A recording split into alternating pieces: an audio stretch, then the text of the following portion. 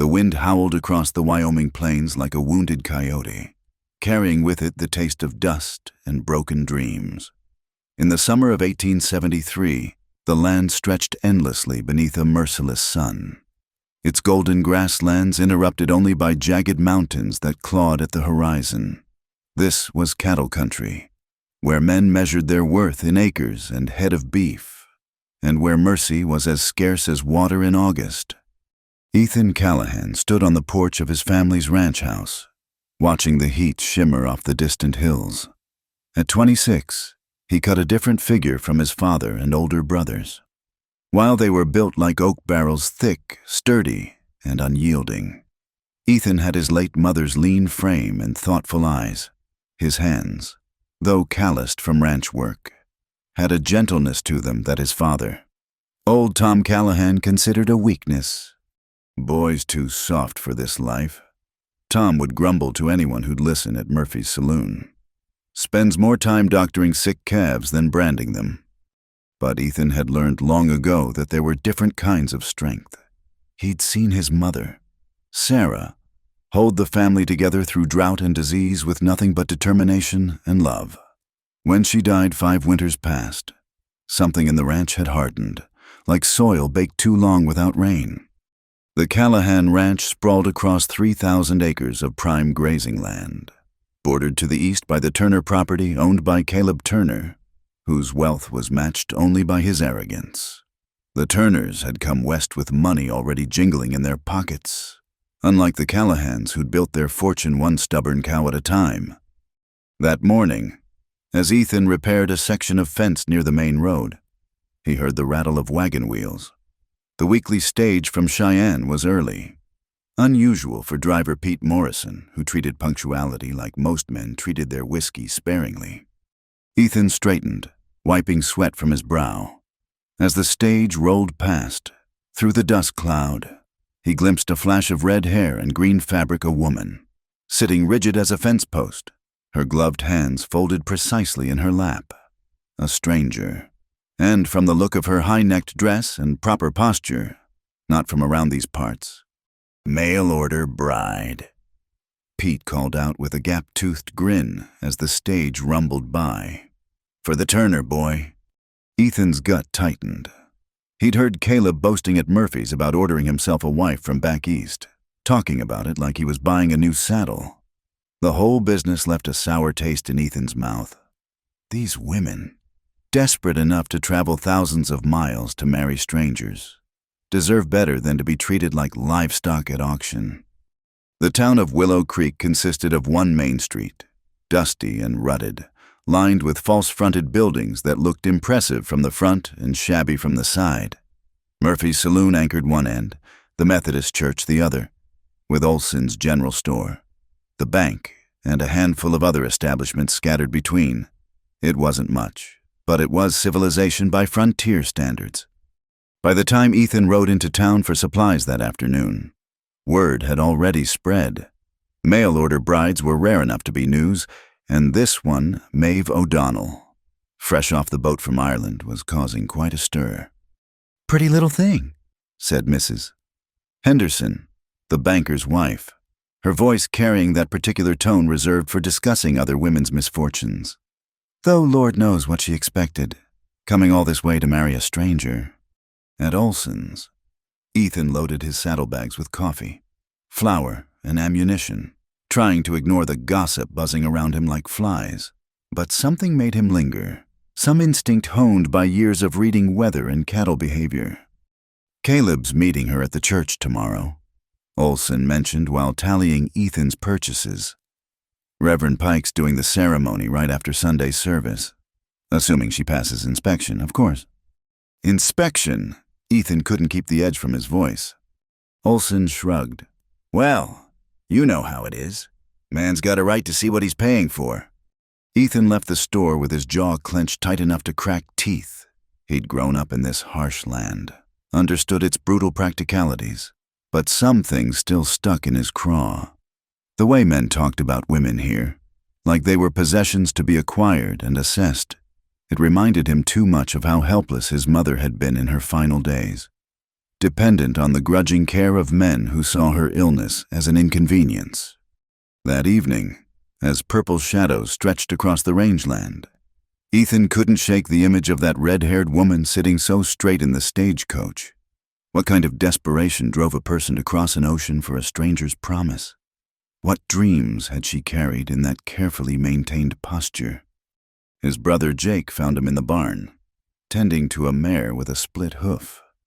"Heard about Turner's bride," Jake said, leaning against a stall door. "Pa says we should go tomorrow. Make a showing. Good for business to stay friendly with the neighbors." Ethan didn't look up from his work.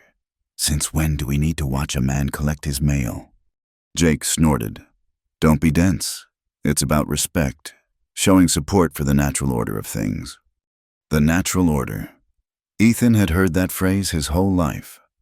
Used to justify everything from beating horses to denying water rights to smaller ranchers. It was the shield men held up when they didn't want to examine their actions too closely. That night, Ethan lay in his narrow bed listening to the wind test the walls of the house. Somewhere out there, probably at the boarding house in town, a woman from across the sea was spending her last night as Maeve O'Donnell. Tomorrow she'd become Mrs. Caleb Turner, property of a man who'd bragged about ordering her like she was a prize bull from a catalog. The unfairness of it burned in his chest like bad whiskey. But what could he do? He was just Tom Callahan's disappointment of a youngest son, too soft for the brutal mathematics of frontier life. Sunday dawned clear and merciless, the sky a blue so sharp it hurt to look at. The Callahan men rode to town in their best clothes, which meant shirts with most of their buttons and pants with fewer patches. Ethan had argued against going, but Tom's word was law on the ranch, and defying him over this would mean questions Ethan couldn't answer. The Methodist church was packed, unusual for a regular Sunday. Reverend Pike, a thin man who looked like he'd been dried out and preserved by the prairie wind, seemed nervous at the attention. The regular congregation filled the first few pews, while the rest of the space was claimed by curiosity seekers and those who, like the Callahans, had come to pay their respects to the natural order. Then she walked in, and Ethan's breath caught like he'd been kicked by a Mustang. Maeve O'Donnell was nothing like he'd expected. Not beautiful in the conventional sense, her face was too strong for that, with high cheekbones and a determined chin. But there was something in the way she carried herself. Spine straight as a rifle barrel, green eyes fixed on some point above everyone's heads. Her red hair was pulled back in a severe bun, and her traveling dress, though clean and pressed, showed the wear of her long journey. She walked down the aisle alone, and in that solitary procession, Ethan saw a courage that put every armed man in the room to shame. This wasn't a woman coming to claim her fairy tale ending. This was a soldier walking into battle with full knowledge of what awaited. Caleb Turner stood at the altar, flanked by his father and brothers, looking like a cat with a bowl of cream. He was handsome in that polished way that money could buy tailored clothes, oiled hair, boots that had never seen real work. As Maeve approached, he looked her up and down with the calculating eye of a man examining a horse he was considering buying. "Well," Caleb said, loud enough for half the church to hear, "let's have a proper look at you." Maeve stopped walking. The church fell silent as a grave. "Turn around," Caleb continued, gesturing with one finger. "Let everyone see what's come all the way from Ireland."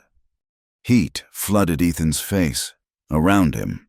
Some men chuckled while others shifted uncomfortably, even in a land where women were scarce and social niceties scarcer. This was pushing the boundaries of acceptable behavior. Maeve O'Donnell lifted her chin a fraction higher. When she spoke, her accent was musical, but her tone was steel. "I've come to enter into a marriage contract, Mr. Turner, not to perform in a livestock show." The church erupted in whispers. Caleb's face darkened like a thundercloud. "Now see here."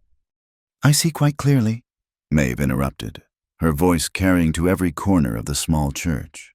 "Perhaps clearer than when I agreed to this arrangement." Reverend Pike fluttered his hands like a nervous bird. "Perhaps we should proceed with the ceremony."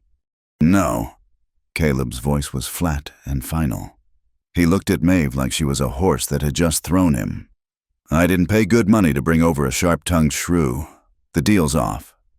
The silence that followed was deafening. Ethan watched the color drain from Maeve's face as the full weight of her situation crashed down. She was thousands of miles from home, probably with little money, in a town where she knew no one, and she'd just been publicly rejected by the man who'd promised to marry her. "But," Reverend Pike stammered, "the young lady has traveled so far." "Not my problem," Caleb said, already turning away. Should have kept her mouth shut if she wanted a husband. And that's when something inside Ethan snapped. Before he could think, before his father could grab his arm, before common sense could prevail, he was on his feet. "That's enough." Every head in the church swiveled toward him. Tom Callahan's face was already reddening with fury. But Ethan didn't care. He walked into the aisle, his boots echoing on the wooden floor. "Ethan Callahan," Reverend Pike said weakly. "Please sit down." But Ethan's eyes were on Maeve, who was standing frozen at the altar like a statue carved from pride and desperation. This close, he could see the tremor in her hands, the rapid pulse at her throat. She was terrified, but refusing to show it, and something about that brave facade made his decision for him. "If Mr. Turner doesn't want to honor his agreement," Ethan said, his voice carrying clearly, "then maybe someone should show Miss O'Donnell that not all men in Willow Creek are without honor." The church exploded. Men shouted, women gasped, and somewhere in the back, someone laughed sharp and mocking. But Ethan kept his eyes on Maeve, saw the moment her mask slipped to reveal raw shock underneath. "What are you saying, boy?" Caleb Turner stepped forward, his hand moving instinctively toward his hip where his gun would normally rest. Ethan knew he was crossing a line that couldn't be uncrossed, but he thought of his mother, of all the women who'd been bought and sold and discarded in this harsh land, and found he didn't care. "I'm saying," he said slowly, each word a nail in the coffin of his family's reputation, "that if Miss O'Donnell needs a place to stay, she's welcome at the Callahan Ranch, as a guest," he added quickly, seeing the speculation already starting in people's eyes, "until she decides what she wants to do." The roar that followed was like a flash flood, sudden, violent, and destructive. But through it all, Ethan kept watching Maeve O'Donnell. She stood in the eye of the storm, her green eyes locked on his, and in them, he saw a question that had nothing to do with shelter and everything to do with trust.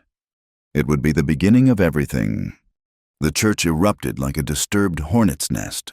Men jumped to their feet, women clutched their children, and voices rose in a cacophony of shock and outrage. Through it all, Ethan Callahan stood in the aisle, feeling like a man who just stepped off a cliff and was waiting to hit the ground.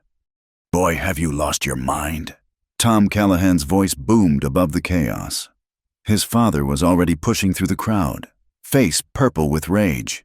"You'll not disgrace this family." "The only disgrace here," Ethan said, surprising himself with the steadiness of his voice, "is treating a woman like she's cattle at auction." Caleb Turner laughed, ugly and sharp. "Listen to him, the soft-handed calf doctor thinks he's a knight in shining armor." He turned to address the crowd.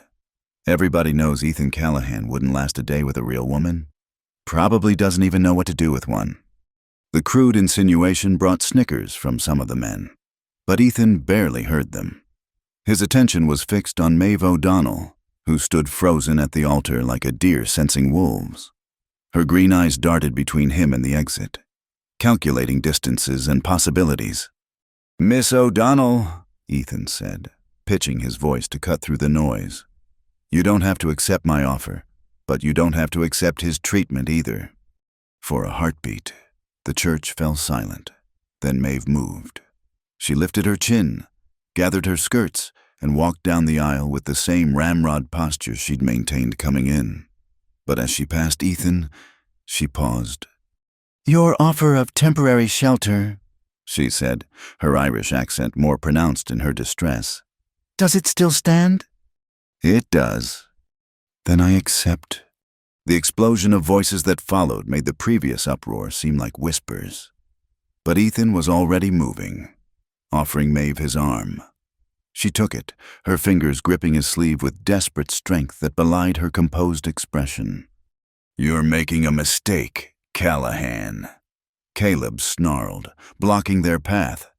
"That woman is damaged goods now. Everyone knows it." "The only damage I see," Ethan replied, "is to your reputation as a gentleman, though that assumes you had one to begin with." Caleb's hand twitched toward his hip, and for a moment, Ethan thought he might have pushed too far. In the charged atmosphere of the church, violence felt as close as lightning before a storm. "Enough," Reverend Pike finally found his voice. "This is a house of worship, Mr. Turner. Mr. Callahan, please." But Ethan was already guiding Maeve past Caleb, past his furious father and stunned brothers, past the goggling townspeople. Each step felt like walking through molasses. But Maeve's presence beside him, rigid with pride and fear, kept him moving. The sunlight outside was blinding after the dim church. Ethan blinked, momentarily disoriented. As the doors banged shut behind them, they stood on the church steps, alone for perhaps seconds before the congregation would pour out after them. "My trunk," Maeve said quietly. "It's at the boarding house." "We'll get it." "Mr. Callahan Ethan." She turned to face him fully for the first time. Up close, he could see the freckles across her nose, the strain around her eyes. "What you did in there, why?" It was a fair question, one he wasn't sure he could answer. "Because it was right," sounded too simple. "Because you reminded me of my mother," was too complicated, so he settled for a piece of the truth. "Because nobody should be humiliated like that. Not in public, not in private, not anywhere." Something flickered in her eyes, surprise, maybe, or the first tiny flame of trust. But before she could respond, the church doors burst open and people flooded out. "Ethan James Callahan." Tom Callahan's voice was like thunder. "You get back here this instant." But Ethan was already helping Maeve into his wagon, which he'd parked in the shade of a cottonwood. His hands on her waist were brief, proper, but he felt her trembling through the layers of her traveling dress. "Drive," she whispered once she was seated. "Please." He didn't need to be told twice. Ethan climbed up beside her and snapped the reins, sending the horses into a quick trot. Behind them, voices called out, some angry, some mocking, a few perhaps sympathetic, but Ethan didn't look back. The boarding house was run by Mrs. Deutsch, a stern German widow who took one look at Ethan and Maeve and pursed her lips like she'd bitten into a lemon. "Come for the young lady's belongings," she said. It wasn't a question. "Yes, ma'am." Mrs. Deutsch studied Maeve with sharp blue eyes. "Heard the commotion from here. Half the town did." She paused. "You sure about this, girl?" Maeve straightened her spine, though Ethan could see the effort it cost her. "I'm sure I have few other options, Mrs. Deutsch." The older woman's expression softened fractionally. "No, I suppose you don't." She gestured to a battered trunk near the door. "Paid through today? After that?" She shrugged. Ethan hefted the trunk heavier than he'd expected into the wagon bed. When he turned back, Mrs. Deutsch had pressed something into Maeve's hand. "Bread," she said gruffly. "Fresh this morning. You'll need it where you're going." It was the first kindness anyone had shown Maeve since the church, and Ethan saw her composure crack slightly. "Thank you," she whispered. As they drove out of town, taking the dusty road toward the Callahan ranch, Ethan became acutely aware of the woman beside him. She sat perfectly still, hands folded, but he could feel the tension radiating from her like heat from a stove. "It's about an hour to the ranch," he offered. "Maybe you'd like to know what you're getting into." "That would be helpful," she said carefully, "given that I seem to have jumped from the frying pan into, well, we'll see what sort of fire awaits." Despite everything, Ethan felt his mouth twitch toward a smile. Fair enough. The Callahan Ranch runs about 3,000 head of cattle. My father, Tom, started it 25 years ago with nothing but determination and a pregnant cow. And your mother? The question caught him off guard. She died 5 years ago. Consumption. I'm sorry. So am I. He navigated around a pothole. There's my father and 3 older brothers, Jake, Sam, and Daniel. They're all, well, they're cattlemen through and through. Unlike you. He glanced at her, surprised by her perceptiveness. I run cattle too, but I also doctor sick animals, break horses gentle instead of rough, and apparently make a habit of disrupting church services. Yes, about that. Maeve turned to face him more fully. What exactly did you intend when you spoke up? Because if you think I'm the sort of woman who would offer favors in exchange for shelter. No. The word came out harsher than intended. God, no. I meant what I said. You're a guest. You'll have a room, meals, and time to figure out your next move. Nothing more is expected or wanted. She studied him for a long moment. Men don't usually offer something for nothing. Maybe you've been meeting the wrong men. Given that I just traveled 3,000 miles to marry one who rejected me for speaking my mind, I'd say that's accurate. The dry humor in her voice surprised him into a genuine laugh. Fair point. They rode in more comfortable silence for a while, the prairie stretching endlessly around them. Hawks circled overhead, and the wind carried the scent of sage and sun-baked earth. Tell me about the cabin, Maeve said eventually. The cabin? Where I'll be staying. I assume it's not the main house, given your father's reaction. Ethan winced. She was right, of course. There's a cabin about a quarter mile from the main house. I use it sometimes when I'm doctoring animals through the night. It's small but clean. Has a stove, bed, table. The necessities. And it's proper me staying there alone. More proper than the alternative, and I'll make sure you have what you need. She fell silent again, and Ethan wondered what she was thinking. What courage it must have taken to board a ship, cross an ocean, take a train into the unknown, all on the promise of a stranger. And now that promise had shattered, leaving her dependent on another stranger's kindness. As they crested the hill that overlooked the Callahan Ranch, Ethan heard Maeve's sharp intake of breath. The valley spread before them. Golden grassland dotted with cattle. The ranch buildings clustered like a small village. Mountains rising purple in the distance.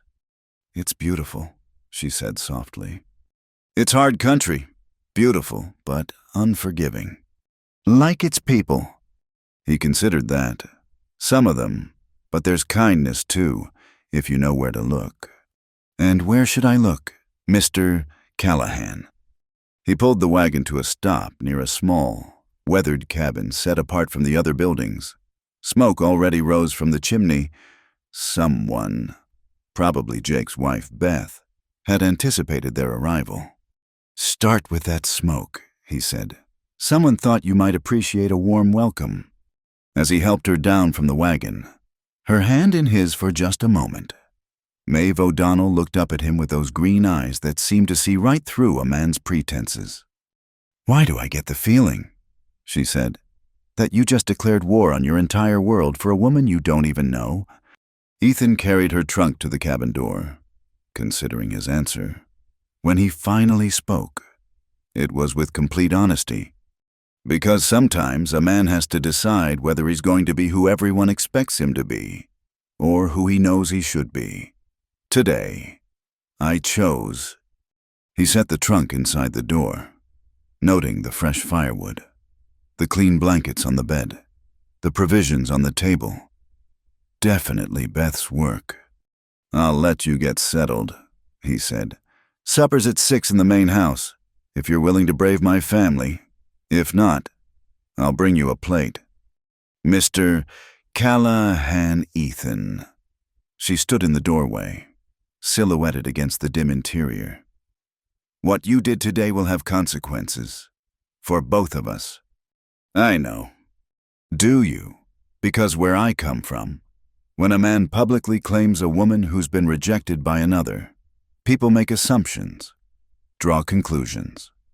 Your reputation. My reputation was that of a weak man who coddles cattle and reads too many books.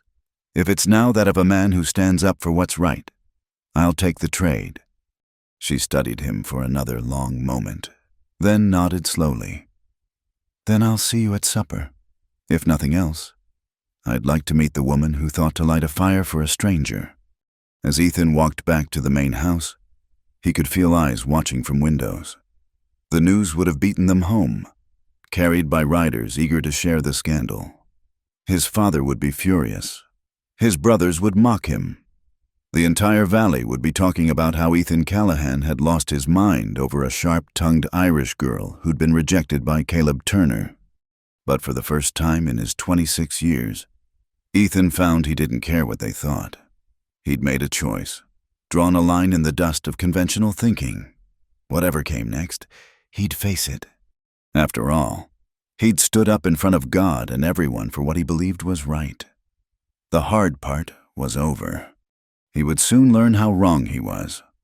The first week passed in a careful dance of boundaries and kindness. Maeve O'Donnell proved to be unlike any woman Ethan had known, neither the simpering town girls who batted their eyelashes at church socials, nor the worn-down ranch wives who'd had all the softness scoured out of them by prairie life. She was something else entirely, steel-wrapped in courtesy, pride tempered by practicality. Each morning, Ethan would find her already awake when he came to check on her, the cabin neat as a pin, coffee brewing on the stove. She'd transformed the sparse space into something that felt lived in, a cloth on the table, wildflowers in a jar, her few books arranged on the windowsill. "You don't need to keep bringing supplies," she told him on the fourth morning, gesturing to the basket of eggs and fresh bread he carried. "I'm capable of walking to the main house." "I know you are." He set the basket on her table, noting how she'd mended a tear in the curtains with tiny, precise stitches. "But my father's temper hasn't cooled yet. Best to avoid unnecessary confrontations." She poured him coffee without asking if he wanted any. They'd fallen into that comfortable rhythm already. "And your brothers?" "Jake thinks I've lost my mind. Sam finds the whole thing hilarious. Daniel hasn't said 2 words to me since Sunday." He accepted the cup gratefully. The early morning was cool, autumn creeping in at the edges. "But Beth, Jake's wife, she asked me to tell you you're welcome at the main house whenever you're ready. She's the one who lit the fire that first day." "And left the supplies?" "Yes. Beth's good people. Came out from Ohio as a school teacher. Married Jake 3 years ago. She knows what it's like to be an outsider here." Maeve traced the rim of her coffee cup with one finger, a gesture he'd noticed she made when thinking, "I should thank her, but I don't want to cause more trouble for you than I already have." Trouble was already here. Ethan said, "You just made it visible." She looked up at him then, those green eyes sharp with intelligence. "That's a dangerous way of thinking. Mr. Callahan." "Ethan," he corrected automatically. They'd had this conversation every day, and every day she retreated back to formality. And maybe dangerous is what this place needs. That evening, like every evening, he brought her supper, but this time, she met him at the door with her shawl wrapped around her shoulders. "I'd like to see the horses," she announced, "if that's acceptable." Surprised, he nodded. "Of course. You ride." "I grew up in County Cork, Mr. Ethan. Everyone rides." They walked to the stables as the sun painted the sky orange and pink. The horses whickered softly as they approached, and Ethan watched Maeve's face transform. The careful mask she always wore slipped, revealing pure delight. "Oh, they're beautiful," she breathed, reaching out to stroke a bay mare's nose. "What's her name?" "Duchess. She's gentle. Good for—" He stopped himself before saying beginners, seeing the way Maeve's hands moved with practiced confidence over the horse's neck. "She's one of my favorites." "May I?" She gestured toward the stall. He unlatched it, and she slipped inside. Murmuring to Duchess in a low, soothing voice, the mare, usually skittish with strangers, stood perfectly still, ears pricked forward with interest. "You have the touch," Ethan observed. "Not everyone does." "Animals are honest," Maeve said, producing a curry comb from the shelf as if she'd been in this stable all her life. "They don't care about your past or your reputation. They only care about how you treat them in the moment." As she worked, her sleeves rolled up to reveal pale forearms, Ethan found himself mesmerized. This was a different Maeve, relaxed, unguarded, humming something that might have been an Irish lullaby.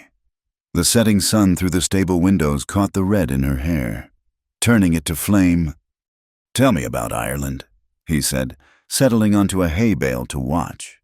Her hands stilled for a moment. "What would you like to know?" "Whatever you're willing to share." She resumed brushing, her strokes long and rhythmic. "It's green," she said finally. "So green it hurts to look at sometimes. Not like here, with all this gold and brown.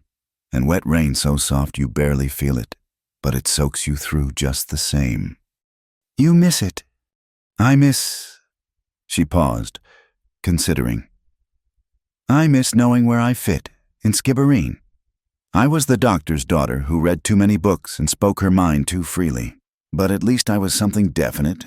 Here, I'm just the rejected mail-order bride living in Ethan Callahan's cabin." "You're more than that." She turned to look at him. "Am I? What am I to you, Ethan?" The question hung in the air between them, heavy with implications. He could give her the safe answer that she was a guest, someone who needed help. But the way she stood there, bathed in golden light with straw in her hair and hope in her eyes, demanded honesty. "I don't know yet," he admitted. "But I'd like to find out." She held his gaze for a long moment, then returned to brushing Duchess. "That's either the most honest thing a man's ever said to me, or the most frightening. Can't it be both?" That startled a laugh out of her, the first real laugh he'd heard. It transformed her face, revealing the girl she might have been before hardship and disappointment carved their lines. Over the following days, evening visits to the horses became their routine. Maeve would work with different animals while Ethan did his chores, and they'd talk or sometimes just exist in comfortable silence. He learned that her father had died 2 years ago, leaving debts that forced her to choose between marriage to a local brute or seeking opportunity elsewhere. She learned that he'd taught himself veterinary skills from books ordered from Chicago, much to his father's disgust. "Why animals?" she asked one evening, watching him tend to a colt with an infected cut. "Why not just accept what your father wants?" Ethan carefully cleaned the wound, keeping his touch light. "You ever see an animal lie? Ever see one pretend to be something it's not just to fit in?" "No." "Neither have I. They're honest about their needs, their fears, their affections. Seems to me the world would be better if people could manage the same." She moved closer, holding the lantern so he could see better. "This near—" He could smell the lavender soap Beth had given her, could see the faint freckles across her cheekbones. "Is that what you're doing with me?" she asked quietly. "Being honest." His hand stilled on the bandage. "I'm trying to be—" "Then I'll ask you something directly." She set the lantern on a post, its light casting dancing shadows. "What happens when my presence here stops being a noble gesture and starts being a problem you can't solve?" "What makes you think?" "Your father glares at you at meals. Your brothers whisper when you pass. I've seen the ranch hands looking between your cabin and mine, making their assumptions. How long before the pressure becomes too much?" He finished tying off the bandage and stood, wiping his hands on a rag. "You're right. They whisper. They assume. They judge. And you know what, let them. Easy for you to say. You're not the one whose reputation—" "My reputation," he laughed, but there was no humor in it. "Maeve, I've been the family disappointment for years. Too soft, too bookish, too different. At least now I'm disappointing them for a reason I can be proud of." She stepped back, wrapping her arms around herself. "I can't be your rebellion, Ethan. I won't be anyone's statement against their family. That's not what. He stopped, frustrated. How could he explain that it wasn't about rebellion, that from the moment she'd stood in that church, chin high despite her humiliation, he'd seen something in her that called to something in him? Then what is it? Her voice was barely above a whisper. Because I need to know. I can't afford to misunderstand. He closed the distance between them in 2 strides, stopping just short of touching her. It's this, he said roughly. It's the way you talk to the horses. It's how you mended those curtains, like the cabin was a home instead of a temporary shelter. It's the books on your windowsill and the way you stand up straight even when the world's trying to break you. It's... He faltered, searching for words that wouldn't scare her away. It's what? She prompted, and he could hear her breath catch. It's the way I look forward to morning because it means seeing you. The way evening chores don't feel like work anymore because you're there. The way I lie awake wondering what you're thinking, whether you're warm enough, whether you'll still be here tomorrow or decide to leave. The stable was silent except for the soft breathing of horses and the distant call of a night bird. Maeve stood perfectly still, her eyes bright with unshed tears. I can't promise to stay, she said finally. I don't even know where I'd go, but I can't promise. I'm not asking for promises. He raised his hand slowly, giving her time to step away, and touched her cheek. I'm just asking for a chance. She leaned into his touch, just slightly, and closed her eyes. You're making this so hard. Making what hard? Keeping my distance, protecting myself, being practical about what this is and isn't. Maybe being practical is overrated. She opened her eyes, and he saw his own confusion reflected there, the pull between what was safe and what was possible. Says the man who's never been dependent on someone else's kindness, who's never had to calculate every move based on survival. The truth of it hit him. Here he was, talking about chances and feelings, while she stood on ground that could shift beneath her at any moment. His family's displeasure was an inconvenience. For her, it could mean disaster. You're right, he said, dropping his hand. I'm sorry, I shouldn't... No. She caught his hand before he could fully withdraw. Don't apologize for being honest. Just give me time. Let me find my feet before you ask me to dance. He squeezed her fingers gently. All the time you need. They stood there, hands clasped, as the lantern flickered and the horses settled for the night. It wasn't a declaration of love or a promise of forever. It was smaller than that, and somehow larger, 2 people choosing to trust, despite all the reasons not to. When he walked her back to the cabin, the moon was rising full and bright, turning the landscape silver. At her door, she paused. Thank you, she said, for the horses, for the honesty, for... She gestured helplessly. Everything. Thank you, he replied, for staying. She smiled then, soft and a little sad. Good night, Ethan. Good night, Maeve. He waited until she was inside, until lamplight glowed in her window, before heading back to the main house. His father would have harsh words. His brothers would have jokes. The hands would have their gossip. But in the stable, in the golden light of evening, Maeve O'Donnell had held his hand and asked for time. Time he had in abundance, time he'd gladly give. The cabin looked small against the vast Wyoming sky, but it no longer looked temporary. It looked like a beginning. The trouble started with hoofbeats at dawn. Ethan was already awake, mending a bridle in the pre-dawn darkness, when he heard riders approaching, too many to be ranch hands heading out early, too purposeful to be drifters passing through. He set down his work and stepped onto the porch, rifle within easy reach. 4 men materialized from the gray morning light, Caleb Turner at their head. Even in the dim light, Ethan could see the cruel satisfaction on his neighbor's face. Bit early for a social call. Turner. Caleb dismounted with a deliberate slowness, his men flanking him.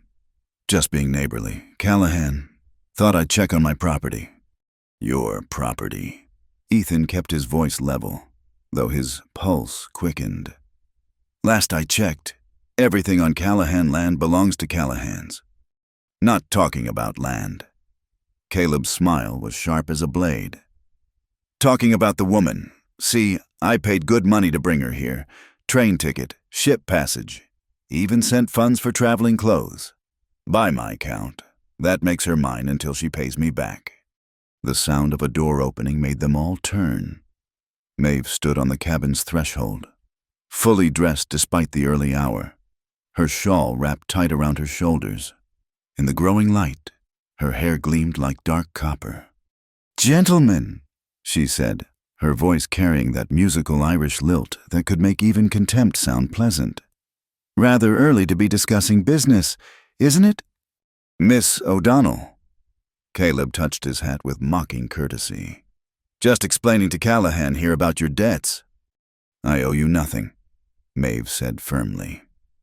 "You broke our agreement the moment you rejected me at the church." "Funny thing about agreements." Caleb pulled a folded paper from his coat. "I've got written proof of the money I sent. You've got what a promise that went bad." He turned to Ethan. "She owes me $300. Pay up, or I'll have the sheriff enforce the debt." Ethan felt his jaw clench. $300 was no small sum enough to buy good cattle or improve the ranch. But the thought of Maeve being claimed like property made his blood burn. "I'll pay it," he said quietly. "No." Maeve stepped forward. Her chin lifted in that way he'd come to recognize as her preparing for battle. "I won't have you buying my freedom like I'm some sort of—" "It's not buying," Ethan interrupted gently. "It's investing. You can work it off however you see fit." Caleb laughed, ugly and knowing. "Work it off, I bet she will, though from what I hear, she's already started."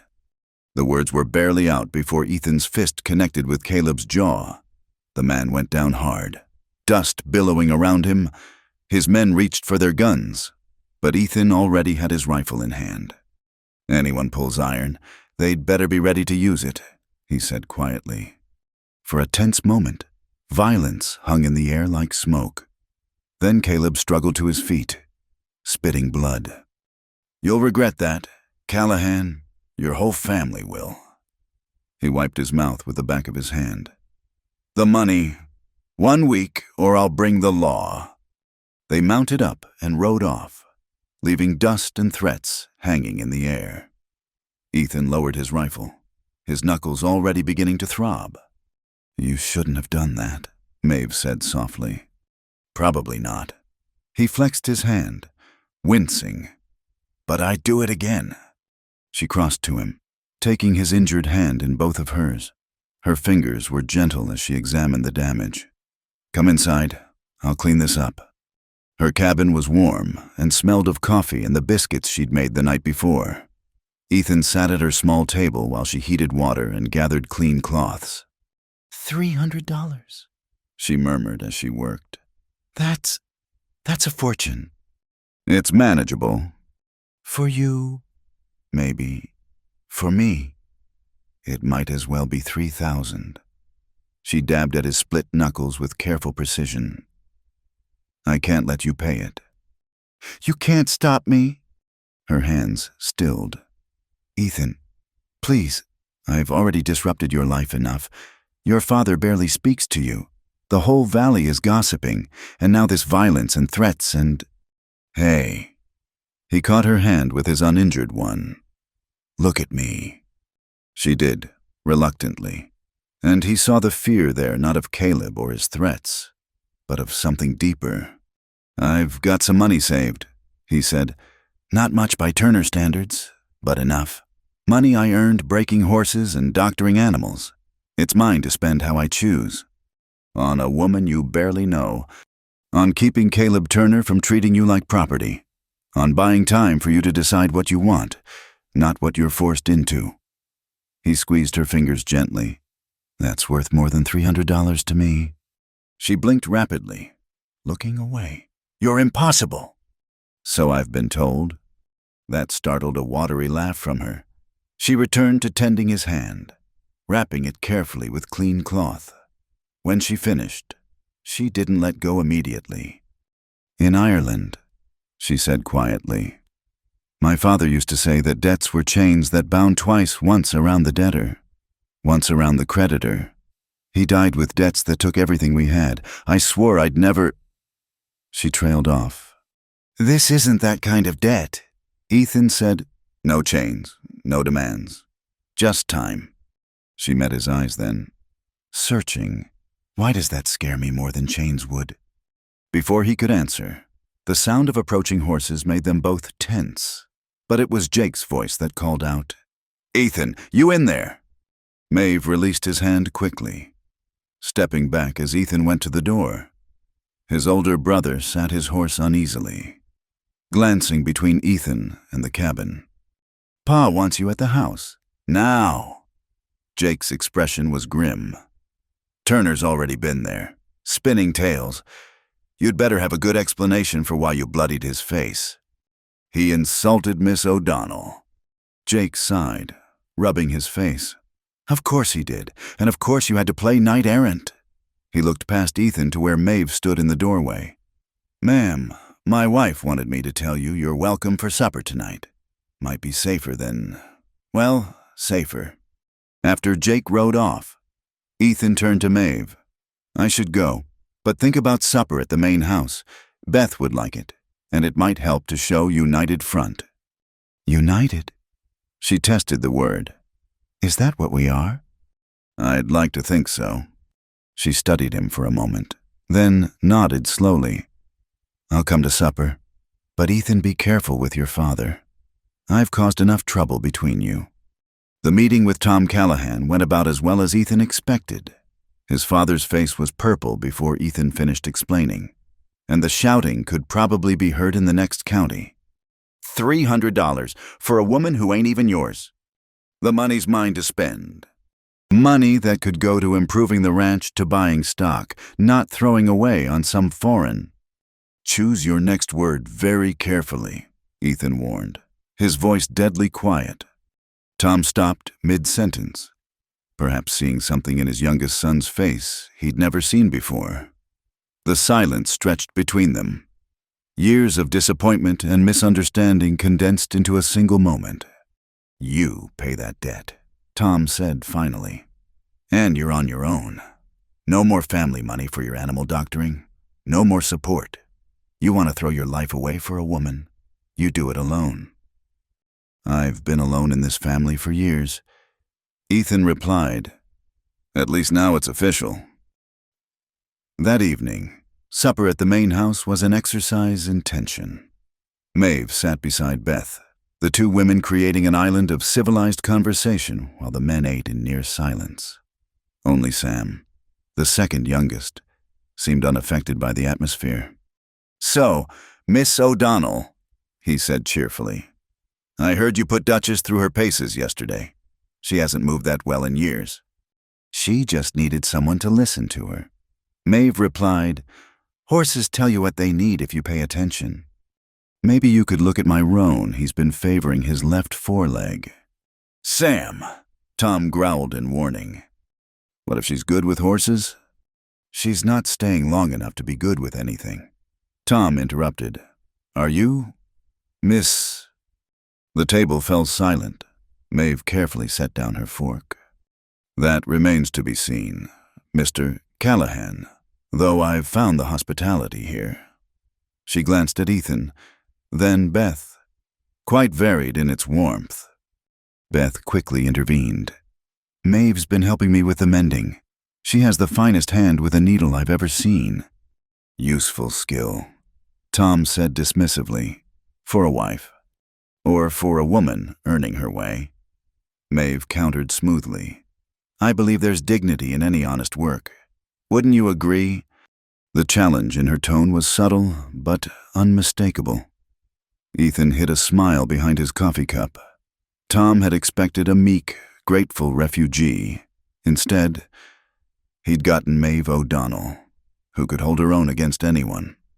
The meal continued in strained civility, but Ethan noticed Jake watching Maeve with something approaching respect, and Beth had clearly found an ally.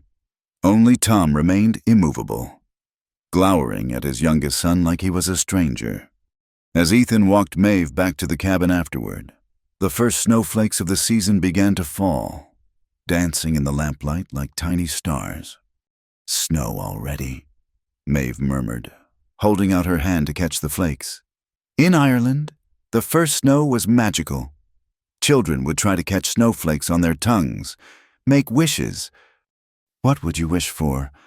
She lowered her hand, looking up at him. "I used to wish for adventure, for something beyond the narrow life Skibbereen offered. Now," she shrugged, "now I think I'd wish for simpler things." "Like what?" "A home that's mine, work that matters, people who see me as myself, not as a problem to be solved or a scandal to be weathered." She paused at her cabin door. "What would you wish for?" The snow was falling heavier now, dusting her hair with white.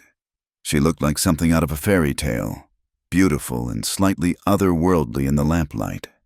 Ethan knew what he'd wish for, but saying it out loud would be pushing too hard, too fast. "I'd wish for courage," he said instead, "to keep making the right choices, even when they're hard." "You bloodied Caleb Turner's nose and defied your father in one day? I'd say you have courage enough." That was the easy kind. The hard kind is patience, waiting, letting things unfold as they should. She smiled, soft and knowing. "Ah, that kind of courage." She opened her door, then turned back. "Ethan, thank you for defending me, for the money, for everything. I know it's cost you. Worth every penny." After she went inside, Ethan stood in the falling snow, watching lamplight glow in her window. In a week, he'd pay Caleb Turner and free Maeve from any legal claim. What happened after that would be up to her. But for now, she was here, safe and defended. The snow fell heavier, promising a hard winter ahead. Storm season was coming to Wyoming, bringing more than just weather. Ethan headed back to the main house, unaware that Caleb Turner was already making plans, or that the real storm would come not from the sky, but from the depths of men's hearts. The storm arrived on the 6th night, just as Ethan had paid the debt to Caleb Turner that afternoon. The transaction had been cold and businesslike, conducted at the bank with witnesses. Turner had taken the money with a smile that promised this wasn't over. Now, as wind howled around the ranch buildings and snow fell in thick, blinding sheets, Ethan fought his way through the blizzard toward Maeve's cabin. He'd stocked her woodpile days ago, but storms like this could last for days, and he needed to make sure she had enough supplies. He found her struggling to secure a shutter that had torn loose, the wind threatening to rip it from her grasp. Without words, he grabbed the other side, and together they wrestled it back into place. "Inside," he shouted over the storm. They stumbled through the door, bringing a swirl of snow with them. The cabin's warmth was a shock after the brutal cold. Maeve pushed her wet hair back, shivering. "I've never seen anything like it," she gasped. "In Ireland, our storms were wet and wild. But this is like the world's ending." Ethan shook snow from his coat. "Wyoming blizzards don't play games. This one's early and mean. Could last days." Her face paled. "Days?" "Don't worry. You've got supplies. Plenty of wood. The cabin's solid." He moved to check her wood box, satisfied to see it full. "I should get back before—" A tremendous crack split the air, followed by a crash that shook the cabin. They rushed to the window. Through the driving snow, they could barely make out a massive cottonwood that had fallen, blocking the path back to the main house. "Or I could stay," Ethan finished weakly. They stood at the window, shoulders almost touching, watching the storm rage. The implications of the situation settled over them like the snow outside, heavy and inevitable. "I have blankets," Maeve said finally, her voice carefully neutral. "You can have the bed. I'll take the chair." "Absolutely not. I'll bed down by the stove." "Ethan Callahan, you'll do no such thing." You're already in enough trouble with your family because of me. I won't have you catching pneumonia on my floor." They argued back and forth, the tension of their situation making them both stubborn. Finally, Maeve threw up her hands. "Fine, we're both adults. We'll share the bed like civilized people, with all the blankets between us and our clothes on, unless you'd prefer to freeze out of some misguided sense of propriety." Ethan felt heat rise in his face that had nothing to do with the stove. That would be practical," she finished firmly. "Now, since we're trapped, we might as well make the best of it. Are you hungry?" They prepared a simple meal together, the domesticity of it both comfortable and charged with awareness. Every accidental touch, every shared glance carried weight.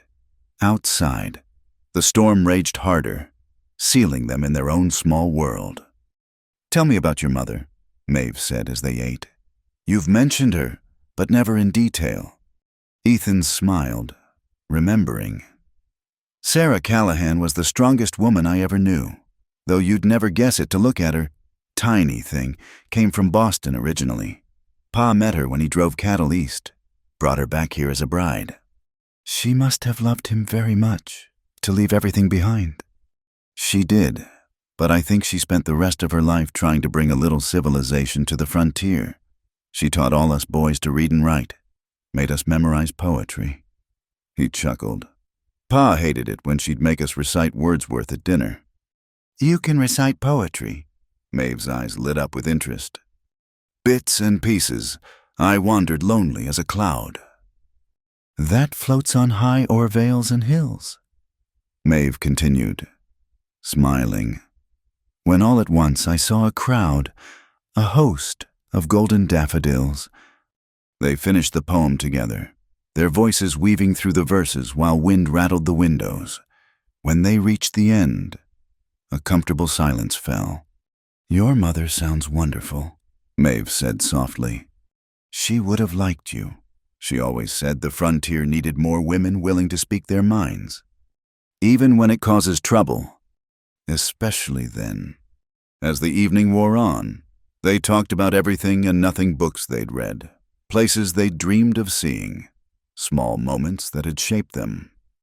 The storm created a strange intimacy, as if the rest of the world had fallen away and they were the only two people left. When bedtime came, the awkwardness returned. They prepared for sleep with exaggerated casualness, Maeve behind the hanging blanket she'd rigged for privacy, Ethan turning his back. When they finally lay down, the bed felt impossibly small despite the wall of blankets between them. "Ethan," Maeve's voice came softly through the darkness. "Yes, what happens when the storm ends?" He stared at the ceiling, visible in the faint glow from the stove. "What do you mean?" "You paid Caleb. I'm free to go anywhere. But I don't know where that would be." "You could stay. As what your father made it clear, I'm not welcome. The town sees me as a scandal. I can't live in this cabin forever." He turned on his side, facing the blanket wall between them. "Maeve, A thunderous pounding on the door cut him off. They both sat up as the pounding came again, urgent and demanding. "Callahan, open up! We know you're in there!" Caleb Turner's voice, drunk and ugly with rage. Ethan was on his feet instantly. "Stay back," he told Maeve, grabbing his rifle. He opened the door to find Caleb and 3 men, all armed, snow-covered and swaying. The smell of whiskey was strong despite the wind. "Gentlemen, hell of a night for a social call." "Cut the charm. Callahan." Caleb's words were slurred, but his gun hand was steady enough. "Paid your money. Did you bought yourself an Irish toy? You got your money. We're square. Now get off my land." "Your land," Caleb laughed harshly. "Your daddy might have something to say about that. Word is he cut you loose. Makes you fair game." "What do you want, Turner?" "What's mine?" His eyes tried to focus past Ethan. "The woman. See, money's one thing, but respect, that's another. She insulted me in front of the whole town. That needs answering." over my dead body. That can be arranged. The tension crackled like lightning. 4 guns against 1, whiskey against rage, pride against principle. Ethan calculated odds, distances, possibilities all bad. Then Maeve stepped into view, fully dressed, Tom Callahan's scattergun in her hands. "Mr. Turner," she said, her voice steady as her aim. "I believe you've been paid. That concludes our business." "You little—" "Choose your words carefully," she continued. "This storm is loud. If this gun goes off, folks might not hear it, might not find bodies until spring." It was a bluff. Ethan could see her hands trembling, but her voice never wavered.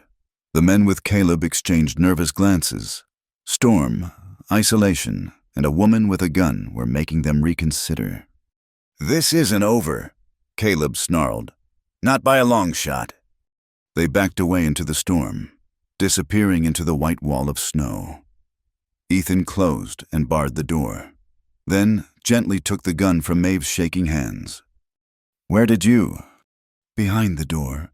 Saw it when we came in from the storm." She sank into a chair, reaction setting in.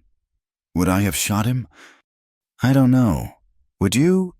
She looked up at him, green eyes fierce. "To protect what matters, yes."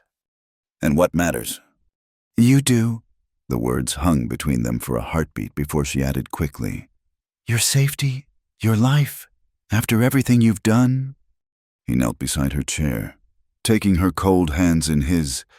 "Maeve, look at me." She did, tears threatening. None of that was about money or debts or doing the right thing. Not anymore. Hasn't been for days. "Then what?" "You know what." She searched his face, finding truth there. "This is impossible. Your family, the town, Caleb." "All problems for tomorrow. Tonight, there's just us and the storm." She freed one hand to touch his face, her fingers gentle on the bruise Caleb had left days ago. "You beautiful, foolish man. What are we going to do?" "Right now, we're going to bar the windows, bank the fire, get ready in case they come back." He stood, pulling her up with him. "After that, we'll face whatever comes. Together, if you'll let me." "Together." She tested the word like she had before, but this time it came easier. "Yes." They worked side by side to secure the cabin, their movements synchronized without discussion. The storm howled harder, as if in response to Caleb's threat. But inside, the cabin felt like a fortress, small but strong, warm against the cold. When they finally returned to bed, the blanket wall seemed absurd.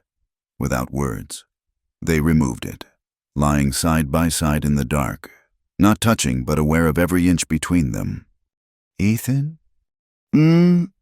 "I would have shot him. If he'd tried to hurt you, I would have." He found her hand under the covers, lacing their fingers together. "I know. Does that frighten you, that I could do violence?" "No. What frightens me is how close I came to losing you before I really found you." She squeezed his hand. "You haven't lost me." "Promise." "I can't promise forever, but tonight, tomorrow, as long as this storm lasts and beyond, yes." Outside, the blizzard raged as if the very heavens were at war. But in the small cabin, 2 people held hands in the darkness and found peace in the midst of chaos. Whatever came next, family anger, town gossip, Caleb's revenge, they would face it. Together. The storm was just beginning, in more ways than one. But for tonight, they had warmth, safety, and each other. In the wild heart of Wyoming, sometimes that was everything. Sometimes it was enough. The morning after the storm dawned crystal clear and bitter cold. The world outside the cabin lay buried under 3 feet of snow, pristine and glittering in the early sunlight. Inside, Ethan woke to find Maeve already up, tending his injured hand. During the night, the cold had made his knuckles swell where he'd struck Caleb days before. He'd tried to hide the pain, but nothing escaped Maeve's notice. "You should have said something," she murmured, carefully unwrapping the old bandage. There were more pressing matters, like men with guns. Men with guns come and go. Infection can kill you just as dead. She examined the wounds with gentle fingers. These need proper cleaning. The cold's not helping. As she worked, Ethan studied her in the morning light. Her hair was loosely braided, wisps escaping to frame her face. There was an intimacy to the moment her caring for him. The quiet cabin. The world locked away behind walls of snow. Maeve, about last night. Which part? She didn't look up from her work. The part where we survived a blizzard, faced down drunken gunmen, or slept side by side like an old married couple. All of it. Any of it. He caught her hand, stilling her movements. We need to talk about what happens next. She met his eyes then, and he saw his own uncertainty reflected there. The snow's cleared. You can get back to the main house now. That's not what I meant. I know. She resumed cleaning his wounds, her touch impossibly gentle. But Ethan, we have to be practical. Last night was extraordinary. But in the harsh light of day, nothing's really changed. Your father still opposes my presence. The town still whispers. Caleb still wants revenge. Everything's changed. He winced as she applied some salve. I have changed. Haven't you? Her hand stilled. Yes, she admitted quietly. God help me. Yes, but feelings don't alter facts. I'm still a rejected mail-order bride living on charity. You're still in love with you. The words fell between them like stones into still water, creating ripples neither could stop. Maeve's hands trembled as she reached for fresh bandages. You can't just say things like that. Why not? It's true. Because, she stood abruptly, turning away. Because love isn't enough. Not out here, not in this world where women are property and men like Caleb can do as they please. Ethan rose too, crossing to where she stood by the window. You're right. Love isn't enough by itself. But love with courage, love with determination, and love with two people willing to fight for it. Fight, she laughed, but it was bitter. I held a gun on 4 men last night. Is that to be our life, always fighting, always defending, never just living? Would you rather have the alternative, marry someone like Caleb for security, live quiet and safe and empty? She spun to face him, eyes blazing. Don't you dare. Don't you dare suggest I'm that kind of woman. I'm not. I'm saying you're the kind of woman who deserves a choice. A real choice. Not just the lesser of evils. And what choice are you offering? He took her hands, feeling the calluses from work, the strength in her fingers. Stay, not as a guest, not as charity. Stay as whatever you want to be. Give us time to figure this out. Time. She searched his face.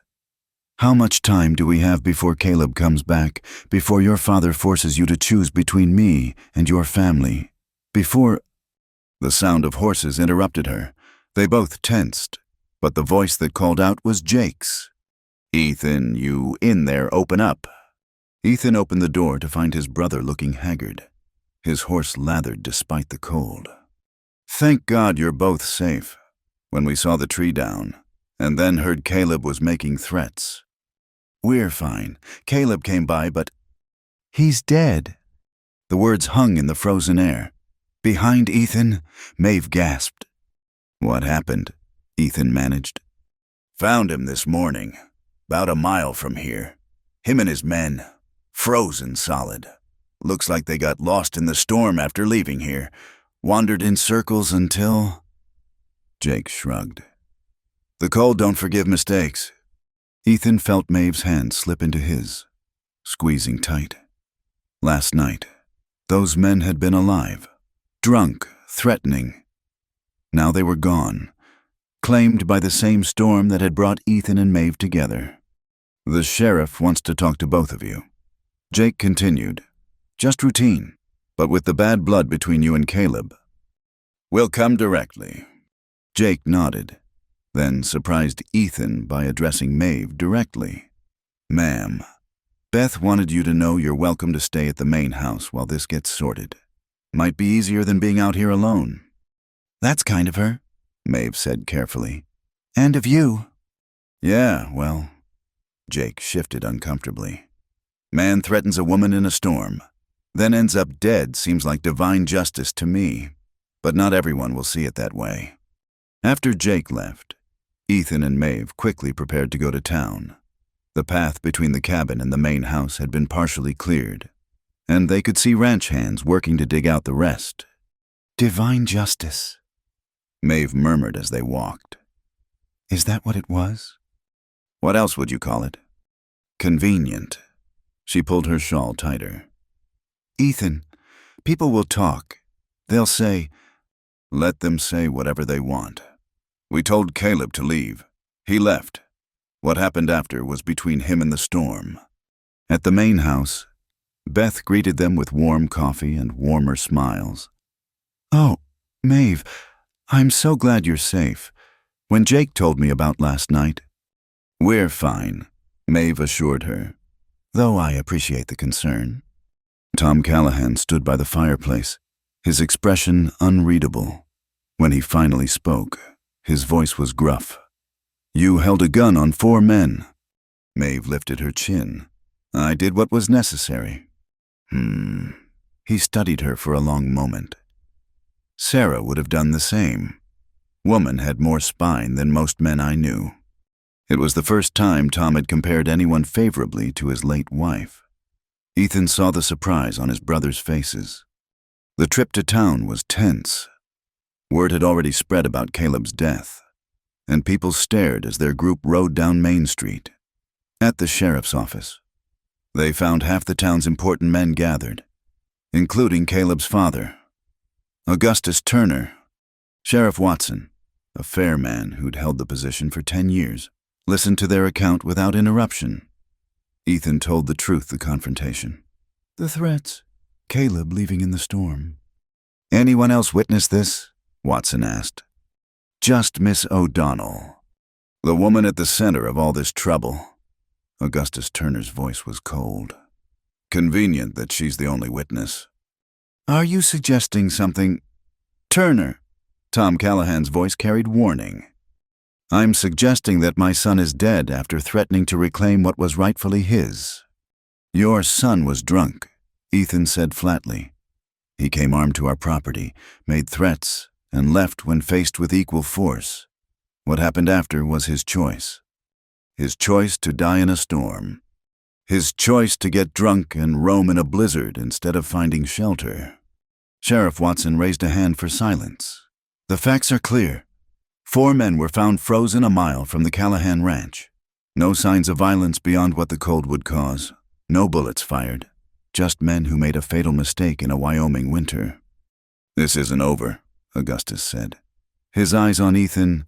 "My son is dead because of that woman. There'll be a reckoning."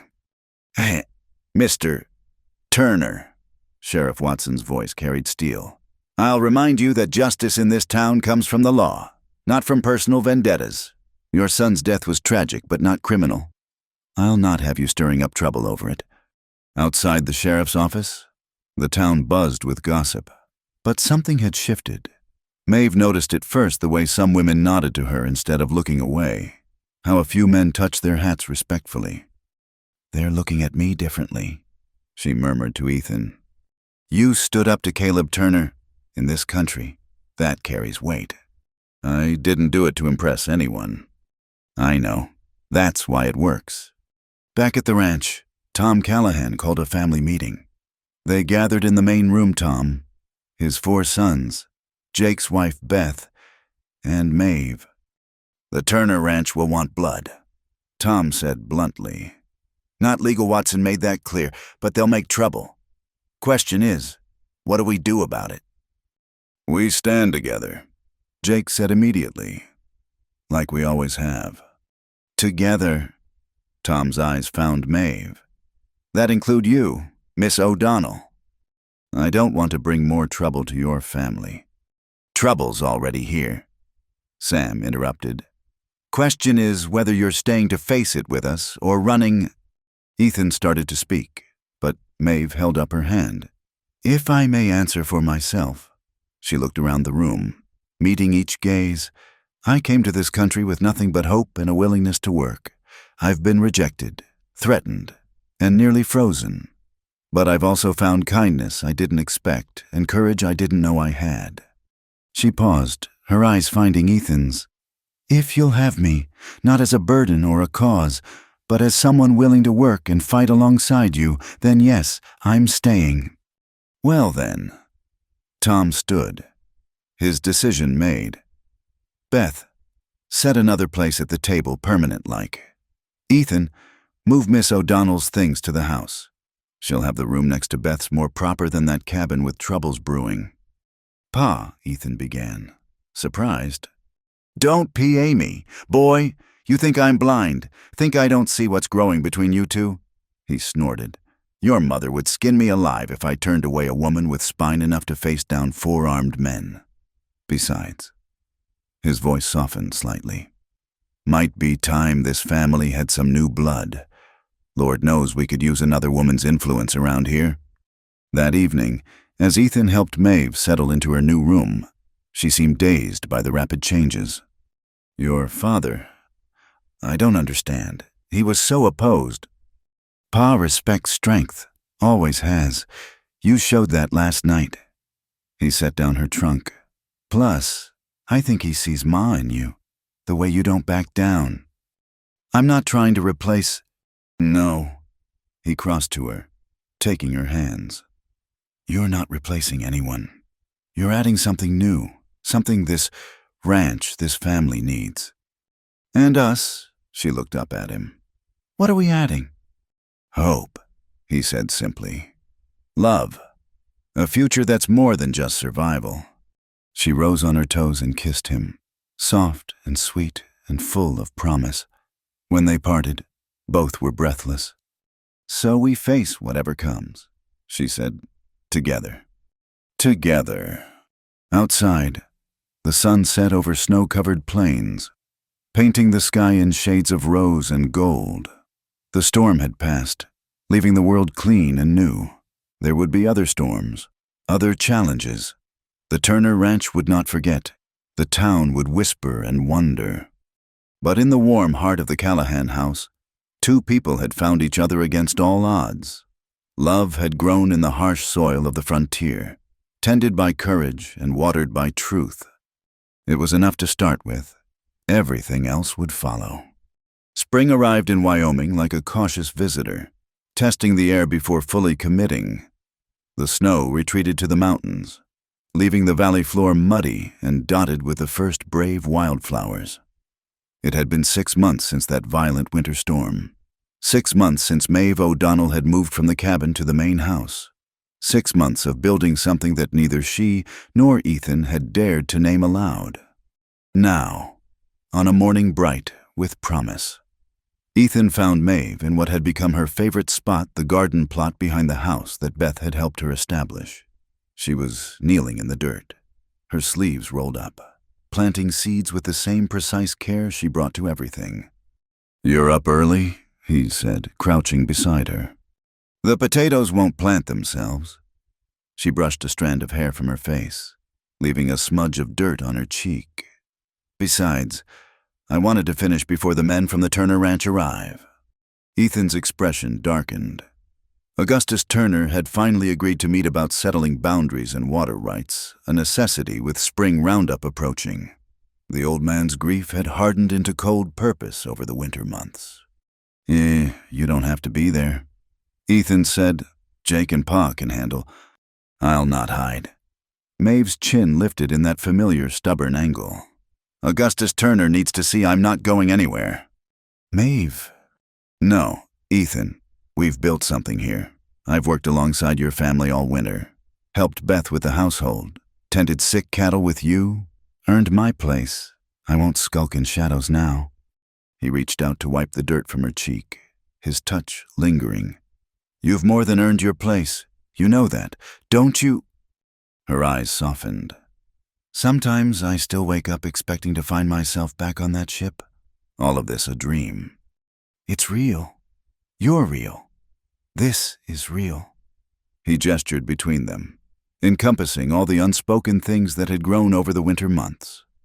Is it? She sat back on her heels, studying him. We've been dancing around something for months. Ethan, the whole ranch sees it. The town gossips about it, but neither of us has put words to it. I was giving you time. You said— I know what I said. She stood, brushing dirt from her skirts. I was frightened, of hoping, of trusting, of believing I could have something more than mere survival. And now? Now spring is here, new beginnings. Maybe it's time we stop dancing. Before Ethan could respond, the sound of approaching horses interrupted. The Turner delegation had arrived. Maeve quickly washed her hands at the pump while Ethan watched the riders approach Augustus Turner and 3 of his men, including his foreman, Bill Morrison. Tom Callahan met them in the yard, flanked by his sons.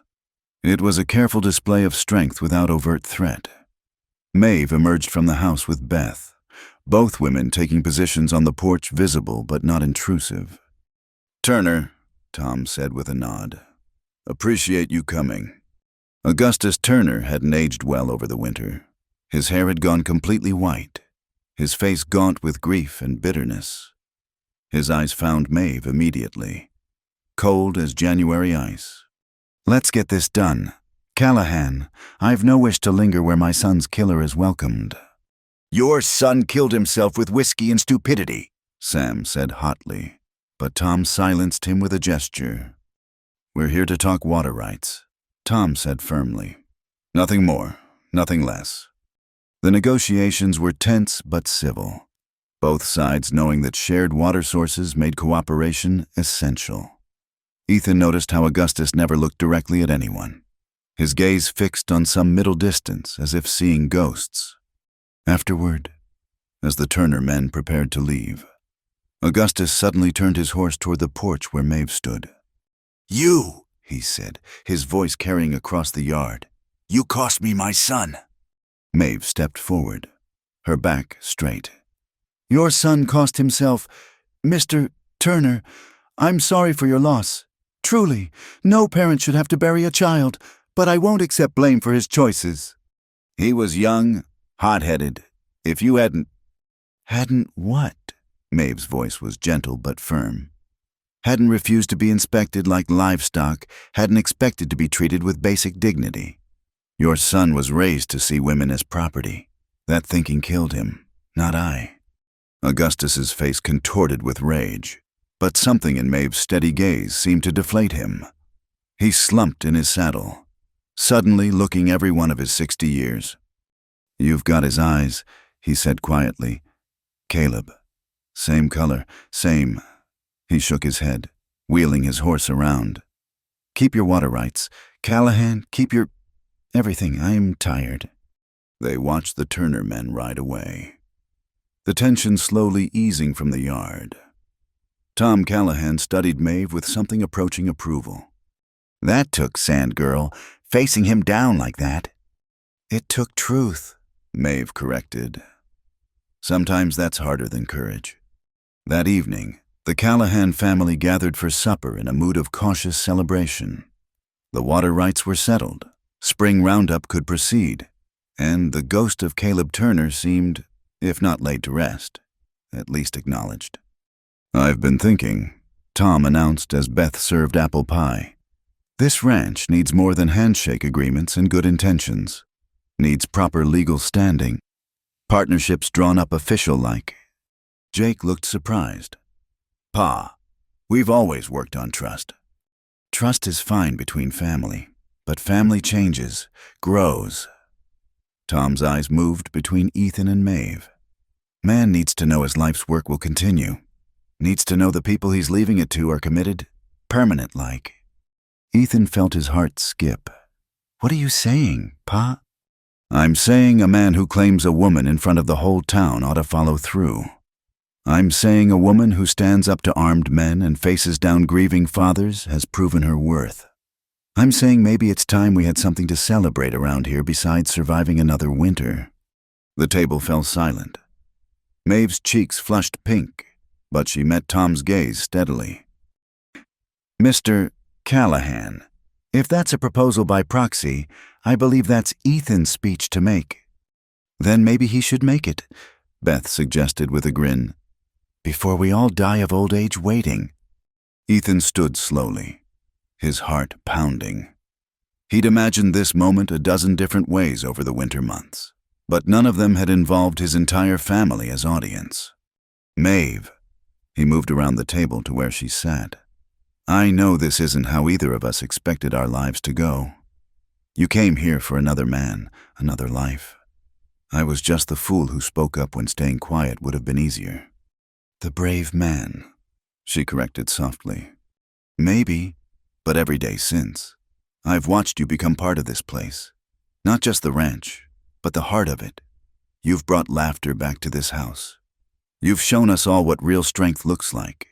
You've made me believe in possibilities I'd given up on. He knelt beside her chair, taking her hand. I can't offer you an easy life. This land is hard, the work is harder, but I can offer you partnership, respect, love, a place that's yours by right, not sufferance. Will you marry me? Maeve O'Donnell. Will you build a life with me here? Her eyes shimmered with tears, but her voice was steady. Ethan Callahan, you offered me shelter when I had none, safety when I was threatened, dignity when others would have left me with shame. You've given me a home, a family, a purpose. Yes, I'll marry you. Yes to all of it. The kitchen erupted in celebration. Beth hugged Maeve fiercely while the brothers pounded Ethan's back. Even Tom smiled, a rare, full smile that transformed his weathered face. About damn time, he muttered. Sarah would have loved this. Loved you, girl. You've got her spirit. Later, Ethan and Maeve escaped to the porch, seeking a moment of privacy in the soft spring evening. The stars were just beginning to appear, and somewhere in the distance, a nightingale sang. Are you sure? Ethan asked, holding her close. This life, this place, it's not what you dreamed of in Ireland. No, she agreed, turning in his arms to face him. It's better in Ireland. I dreamed of escape. Here, I've found home. Even with all the hardship, the isolation, the memories. Especially with those, they're part of our story, the rejected bride and the rancher's son who stood up for what was right. Every struggle made us stronger. Every challenge proved what we could face together. She reached up to touch his face. I love you, Ethan, not because you saved me, but because you saw me as worth saving, because you treat me as an equal, because you make me want to be brave. You are the bravest person I know, he said, kissing her softly. They stood together, watching the moon rise over the mountains. In 2 weeks, they would stand before Reverend Pike in the same church where they'd first defied convention. The town would gather, some to celebrate, others perhaps still to whisper. But none of that mattered. What mattered was this two people who'd found each other against all odds, who'd built trust from chaos and love from courage. The cabin where Maeve had first sheltered stood empty now, but it would soon serve another purpose. Ethan had plans to expand it, make it a home for the family they would build. I should check on the horses, Ethan said eventually, though he made no move to leave. I should help Beth with the dishes. Maeve agreed, equally still. In a moment, they said together and laughed. In a moment, but for now, they held each other in the spring darkness, breathing in the scent of new growth and possibility. The hard Wyoming earth had accepted them both, Scottish and Irish roots finding purchase in American soil. Tomorrow would bring its own challenges: roundup, ranch work, wedding preparations, the ongoing navigation of small-town judgment. But tonight was for dreams and promises, for the quiet joy of two people who'd found their way to each other through storm and trial. The stars wheeled overhead, ancient and constant, witness to another chapter in the endless story of the West. In the morning, the sun would rise on a new day, a new season, a new beginning. But for now, Ethan and Maeve stood together in the darkness, no longer alone, no longer uncertain. They were home. Looking back now, from the vantage point of years, I can see how that wild Wyoming spring shaped everything that followed. The story of Ethan Callahan and Maeve O'Donnell became legend in our valley not because it was unique, but because it captured something essential about the American frontier: the possibility of reinvention, the courage required for love, and the way the hardest ground sometimes yields the strongest roots. Their wedding day dawned clear and bright, with the Methodist Church packed to overflowing. The same building that had witnessed Maeve's humiliation now celebrated her triumph. She walked down the aisle alone, as she had that first day, but this time her head was high with joy rather than desperate pride. Ethan waited at the altar, flanked by his brothers, his eyes never leaving her face. "Dearly beloved," Reverend Pike began, his voice stronger than it had been during that fateful first ceremony. "We gather to witness something that should restore our faith in divine providence. What began in discord has flowered into harmony. What started with rejection has become acceptance." The town watched, some with genuine happiness, others with the grudging respect the frontier gave to those who endured. Augustus Turner sat in the back row, a gesture that surprised everyone. When asked later why he came, he said simply, "My boy's hatred killed him. Seemed fitting to see something else win for once." The ceremony was simple, the vows heartfelt. When Ethan kissed his bride, the church erupted in cheers that could be heard clear to Main Street. Beth Callahan cried openly, while Tom Callahan cleared his throat suspiciously often. Even Sheriff Watson, not known for sentiment, was seen dabbing at his eyes. The reception at the ranch became the social event of the season. Tables groaned under the weight of food beef from Callahan cattle, vegetables from Maeve's garden, pies and cakes from every woman in the valley. Musicians played, couples danced, and for one golden afternoon, the harsh realities of frontier life gave way to celebration. As the sun set, painting the sky in shades of rose and gold, Ethan and Maeve slipped away to their cabin now, expanded over the spring months into a proper home. The main room was larger, with real glass windows and a floor of smooth planks rather than packed earth. The bedroom Ethan had added looked west toward the mountains, and a small second room waited, empty for now but full of promise. "Welcome home, Mrs. Callahan," Ethan said, carrying her over the threshold. "Home," Maeve repeated, testing the word that had once seemed impossible. "Yes, this is home." The themes that ran through their story: love transcending social boundaries, the power of moral courage, the dignity of all people regardless of origin, became woven into the fabric of the community. Other mail-order brides who arrived in subsequent years found warmer welcomes, their humanity recognized rather than dismissed. Ethan's veterinary practice grew, aided by Maeve's meticulous record-keeping and her way with nervous animals. Together, they introduced new breeding techniques and animal husbandry practices that increased the ranch's prosperity.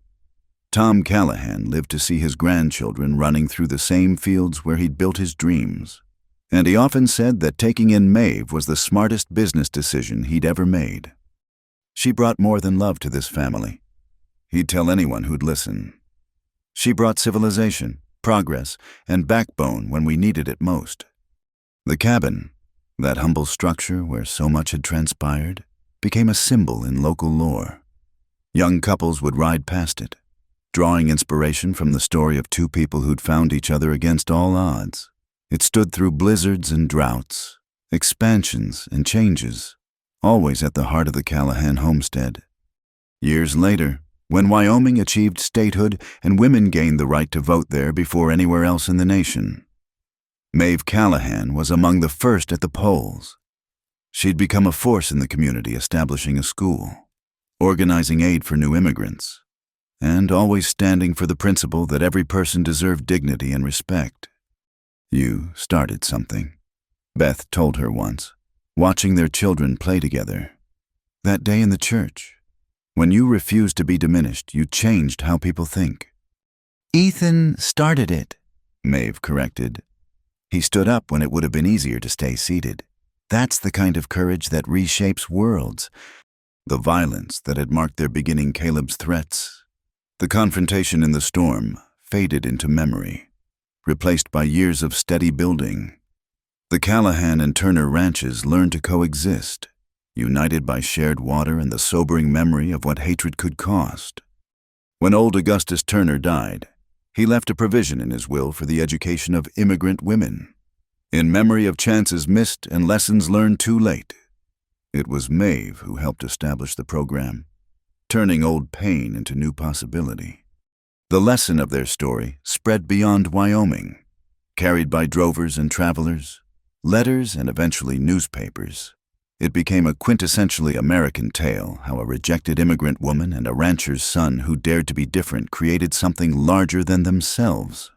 It spoke to the fundamental promise of the frontier that here, in this vast and unforgiving land, people could write their own destinies. But at its heart, beyond the symbolism and the social impact, it remained a love story. Two people who saw each other clearly and chose to stand together despite every reason not to. In a land that could kill the careless and break the weak, they found in each other the strength to not just survive but thrive. The cabin still stands today, weathered but solid, incorporated into a larger ranch house but maintaining its essential character. Visitors sometimes stop, drawn by the story, wanting to see where Maeve O'Donnell found shelter and Ethan Callahan found his purpose. The current owners, descendants of that first union, keep a guest book where people write their thoughts. The entries speak of hope, of courage, of love that transcends boundaries. They speak of America at its best, not perfect. Never that, but always striving, always capable of growth. They remind us that change happens one person at a time, one choice at a time, one act of courage building on another. In the end, the story of the rancher's son who stood up for his neighbor's rejected mail-order bride isn't just about the past. It's about the ongoing human struggle to see each other as fully human, to choose love over fear, justice over convenience. It reminds us that in every age, in every place, there are moments when we must decide whether to stay seated or stand up, whether to accept injustice or challenge it. Ethan and Maeve Callahan chose to stand. Their love story, born in conflict and tempered by trials, became a testament to the transformative power of respect, partnership, and moral courage. In the harsh beauty of Wyoming, they built not just a home, but a legacy, one that continues to inspire long after the last echo of their footsteps faded from the earth. The West shaped them, tested them, nearly broke them, but in the end, they shaped it too, leaving it a little kinder, a little more just, a little more hopeful than they found it. And perhaps that's the most anyone can ask, to leave the world better for having passed through it, and to have found, along the way, someone to share the journey. Their story reminds us that love, real love, isn't just about feeling. It's about choosing, again and again, to see the dignity in another person and to defend it against all who would diminish it. It's about building something larger than yourself. Something that will outlast you. Something that makes the brutal beautiful and the temporary eternal. In that cabin, in that valley, in that moment when a young man stood up in church and changed the course of two lives, we see reflected our own possibilities. We see that ordinary people can do extraordinary things when moved by love and justice. We see that the American dream, at its finest, isn't about taking, but about giving chances. Giving respect, giving hope. That's the legacy of Ethan and Maeve Callahan. Not just a love story, but a blueprint for courage. Not just a frontier tale, but a timeless reminder that we all have moments when we must choose who we will be. And in those moments, may we all find the strength to stand up, speak out, and transform rejection into acceptance, isolation into community, and fear into love. The cabin stands still, weathered by time, but unbroken, much like the love it sheltered and the principles it represents. And somewhere in the wind that blows across the Wyoming plains, you can still hear the echo of that moment when everything changed, when a rejected mail-order bride found her champion. A quiet rancher's son found his voice, and two hearts found their home in each other. Thank you so much for listening to this story of love, courage, and redemption in the Wild West. I hope Ethan and Maeve's journey touched your heart as much as it touched mine. I'd love to hear where in the world you're listening from. Please share in the comments below so we can connect and discuss what this story meant to you. If you enjoyed this tale, please subscribe to Wild West Night for more stories that capture the spirit of the American frontier. And don't forget to like this video and hit the hype button to help more people discover these incredible stories of the Old West. Until next time, partners.